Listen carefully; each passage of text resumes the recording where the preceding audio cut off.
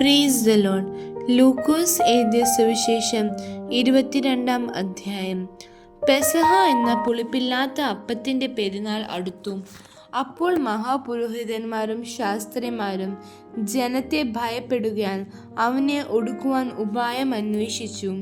എന്നാൽ 12 കൂട്ടത്തിലുള്ള ഈസ്കര്യോത്ത യൂദായിൽ സാത്താൻ കടന്നു.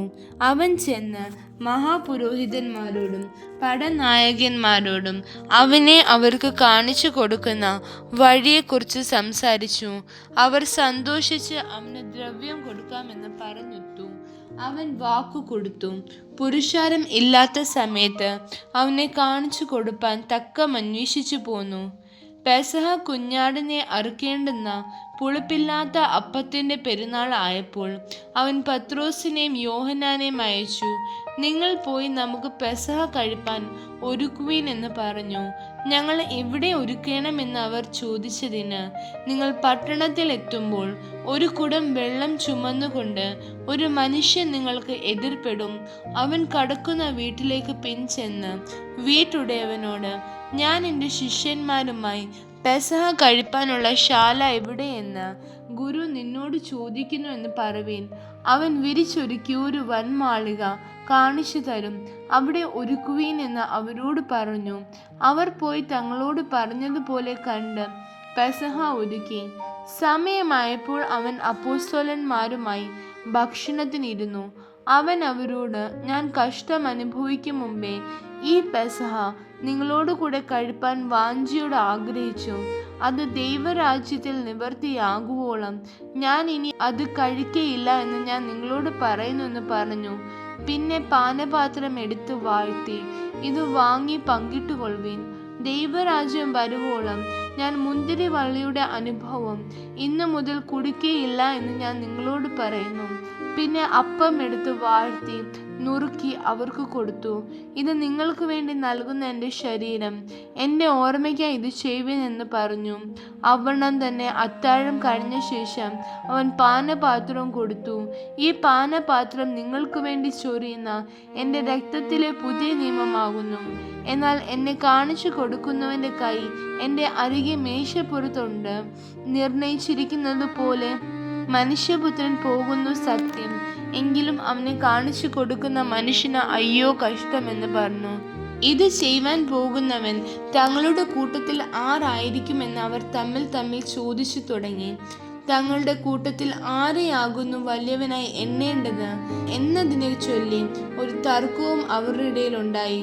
അവനോ അവരോട് പറഞ്ഞത്, ജാതികളുടെ രാജാക്കന്മാർ അവരിൽ കർത്തൃത്വം നടത്തുന്നു, അവരുടെ മേൽ അധികാരം നടത്തുന്നവരെ ഉപകാരികൾ എന്ന് പറയുന്നു.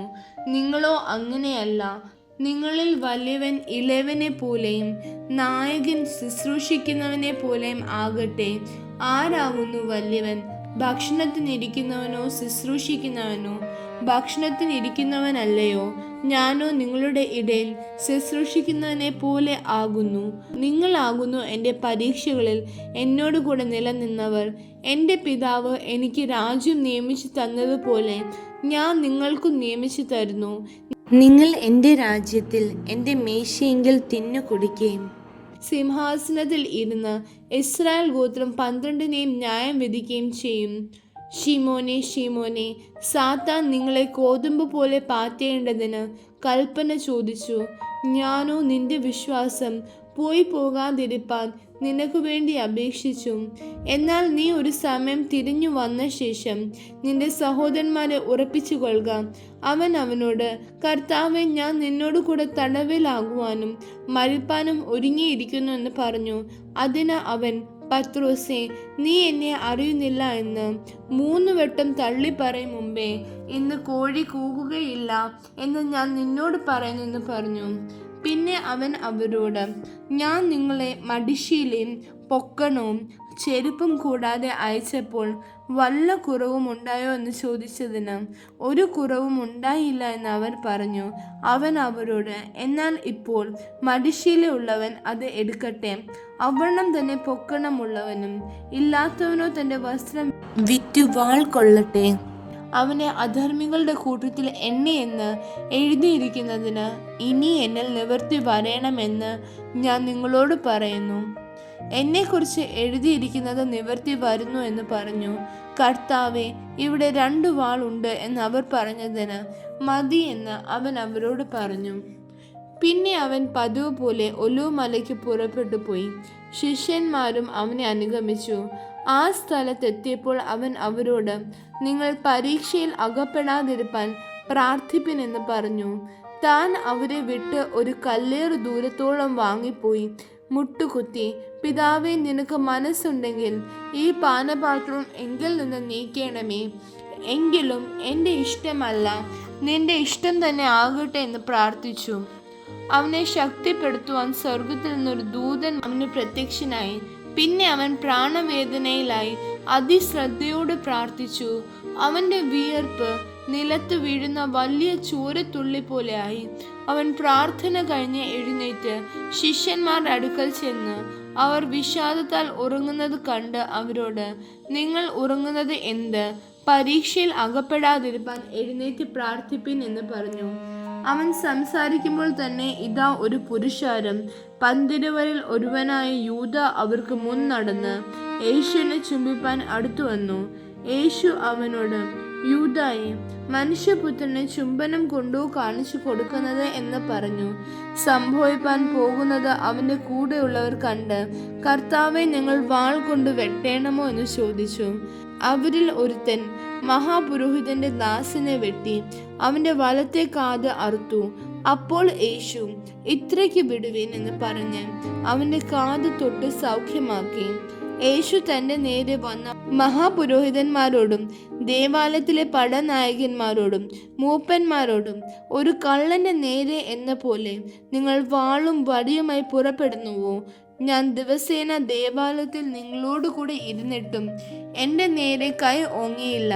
എന്നാൽ ഇത് നിങ്ങളുടെ നാഴികയും ഇരുളിൻ്റെ അധികാരവും ആകുന്നു എന്ന് പറഞ്ഞു. അവർ അവനെ പിടിച്ച് മഹാപുരോഹിതന്റെ വീട്ടിൽ കൊണ്ടുപോയി. പത്രോസും അകലം വിട്ട് പിൻചെന്നു. അവർ നടുമുറ്റത്തിന്റെ മധ്യേ തീ കത്തിച്ച് ഒന്നിച്ചിരുന്നപ്പോൾ പത്രോസും അവരുടെ ഇടയിൽ ഇരുന്നു. അവൻ തീ വെട്ടത്തിനടുക്കെ ഇരിക്കുന്നത് ഒരു ബാല്യക്കാരത്തെ കണ്ട് അവനെ ഉറ്റുനോക്കി. ഇവനും അവനോടുകൂടെ ആയിരുന്നു എന്ന് പറഞ്ഞു. അവനോ, സ്ത്രീയെ, ഞാൻ അവനെ അറിയുന്നില്ല എന്ന് തള്ളി പറഞ്ഞു. കുറഞ്ഞോന്ന് കഴിഞ്ഞിട്ട് മറ്റൊരുവൻ അവനെ കണ്ടു. നീയും അവരുടെ കൂട്ടത്തിലുള്ളവൻ എന്ന് പറഞ്ഞു. പത്രോസോ, മനുഷ്യ, ഞാൻ അല്ല എന്ന് പറഞ്ഞു. ഏകദേശം 1 മണിനേരം കഴിഞ്ഞാറെ വേറൊരുവൻ, ഇവനും അവനോടുകൂടെ ആയിരുന്നു സത്യം, ഇവൻ ഗലീലക്കാരനല്ലോ എന്ന് നിഷ്കർഷിച്ച് പറഞ്ഞു. മനുഷ്യ, നീ പറയുന്നത് എനിക്ക് തിരിയുന്നില്ല എന്ന് പത്രോസ് പറഞ്ഞു. അവൻ സംസാരിക്കുമ്പോൾ തന്നെ പെട്ടെന്ന് കോഴി കൂകി. അപ്പോൾ കർത്താവ് തിരിഞ്ഞ് പത്രോസിനെ ഒന്ന് നോക്കി. ഇന്ന് കോഴി കൂകും മുമ്പേ നീ 3 വട്ടം എന്ന് തള്ളി പറയുമെന്ന് കർത്താവ് തന്നോട് പറഞ്ഞ വാക്ക് പത്രോസ് ഓർത്ത് പുറത്തിറങ്ങി അതിദുഃഖത്തോടെ കരഞ്ഞു. യേശുവിനെ പിടിച്ചവർ അവനെ പരിഹസിച്ച് കണ്ണുകെട്ടി തല്ലി. പ്രവചിക്കാം, നിന്നെ അടിച്ചവൻ ആരെന്ന് ചോദിച്ചു. മറ്റു പലതും അവനെ ദുഷിച്ചു പറഞ്ഞു. നേരം വെളുത്തപ്പോൾ ജനത്തിൻ്റെ മൂപ്പന്മാരായ മഹാപുരോഹിതന്മാരും ശാസ്ത്രിമാരും വന്നുകൂടി അവനെ ന്യായാധിപ സംഘത്തിൽ വരുത്തി. നീ ക്രിസ്തുവെങ്കിൽ ഞങ്ങളോട് പറക എന്ന് പറഞ്ഞു. അവൻ അവരോട്, ഞാൻ നിങ്ങളോട് പറഞ്ഞാൽ നിങ്ങൾ വിശ്വസിക്കുകയില്ല, ഞാൻ ചോദിച്ചാൽ ഉത്തരം പറയുകയുമില്ല. എന്നാൽ ഇന്നു മുതൽ മനുഷ്യപുത്രൻ ദൈവശക്തിയുടെ വലത്തു ഭാഗത്തിരിക്കുമെന്ന് പറഞ്ഞു. എന്നാൽ നീ ദൈവപുത്രൻ തന്നെയോ എന്ന് എല്ലാവരും ചോദിച്ചതിന്, നിങ്ങൾ പറയുന്നത് ശരി, ഞാനാകുന്നു എന്നവൻ പറഞ്ഞു. അപ്പോൾ അവർ, ഇനി സാക്ഷ്യം കൊണ്ട് നമുക്ക് എന്ത് ആവശ്യം? നാം തന്നെ അവൻ്റെ വാമൊഴി കേട്ടുവല്ലോ എന്ന് പറഞ്ഞു. ആമേൻ.